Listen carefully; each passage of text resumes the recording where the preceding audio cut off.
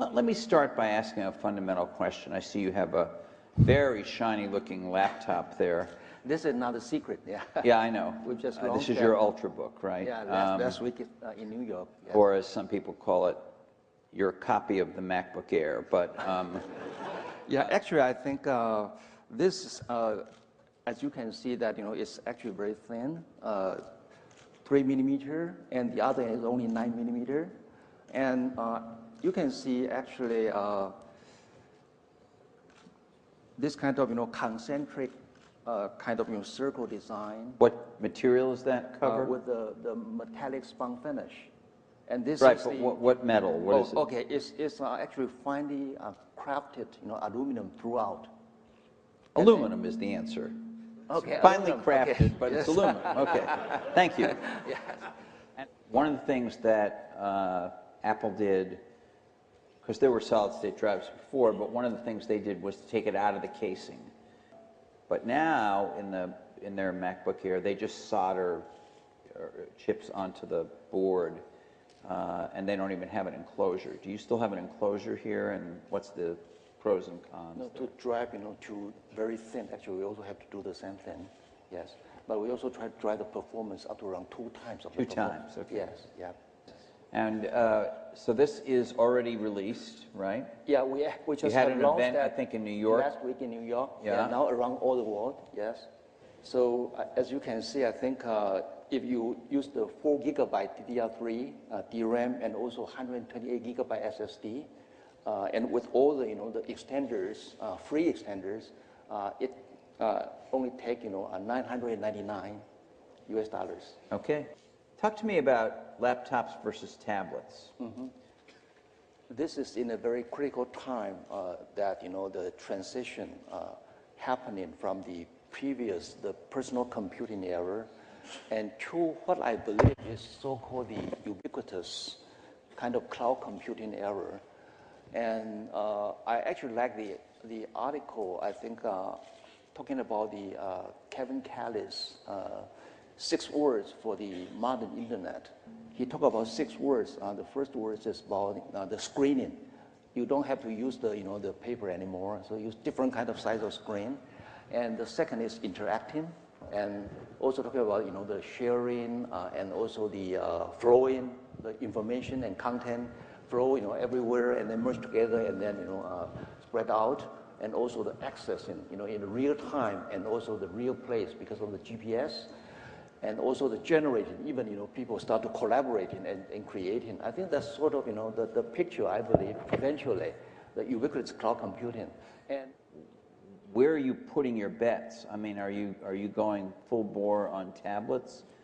Thank you for your question. I think from ASUS, we have the DNA of a very strong engineering, and we have been driving the whole company, try to internalize so-called the design thinking, so that all of our people, including the engineers, they also have to use the right brain and left brain to think more from the end users, best experience point of view. So we believe, that we have to bet actually on both. You're continuing to do both. But the laptop side, is it going to look more and more like this, thinner, starts up right away, solid state? Is that where laptops are heading? So actually, I try to explain to you that this is another move. This is more from the notebook point of view, because you have to respond to the ubiquitous cloud computing era. And with the tablet coming, I think the boundary between the tablet and also the smartphone and also the notebook are blurring. Right. So I think the notebooks I also have to respond. And the same thing, I think now the netbook, you can see, actually, because of the tablet, so we have to also respond. So I think the netbook is still evolving. Currently, I think the netbook, still, lower cost, and actually also try to still have the Windows compatibility. But something's going on here. Right. People are not replacing their laptops as fast as they were or going out and buying new ones. So the consumer is speaking to us in some way here. Right. But despite everything you've just said, the consumer is speaking to us in some way. Mm-hmm. I mean, obviously the world economy is not in good shape. People have less disposable income. And where they are choosing to spend it is on these smartphones and tablets, and not as much. There's still lots of laptops being sold, but not as much as was expected on laptops. So that's why I believe that, in the laptop side also has to respond to this kind of, tablet trend. So that's why that's why I try to tell you the story that, we actually, think about this again, and then we think the Ultrabook has to respond, and then we bring this idea to Paul Ottolini, and that's why, he's very excited about this kind of concept. So this is how the ZenBook, we call this the ZenBook, Cool. comes out. Good name. Yes. Let's talk about Android for a minute, because you Okay. make Android tablets. Yes. We are a little bit lucky. I think so far we still have the good opportunity to maintain our original target, our goal of around 2 million for this year, our transformer.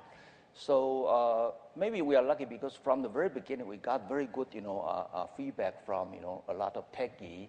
But I think I still believe the Android is improving very fast. So this is the new transformer. I can carry this around and use it as a regular Android tablet. There's a lovely screenshot of All Things Digital.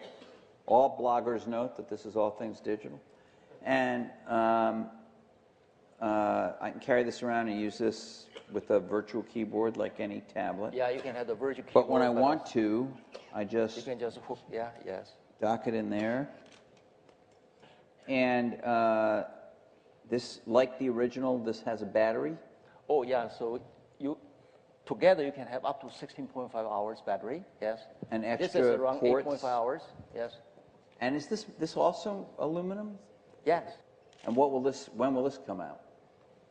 So actually, I would like to have our audience wait until November the 9th.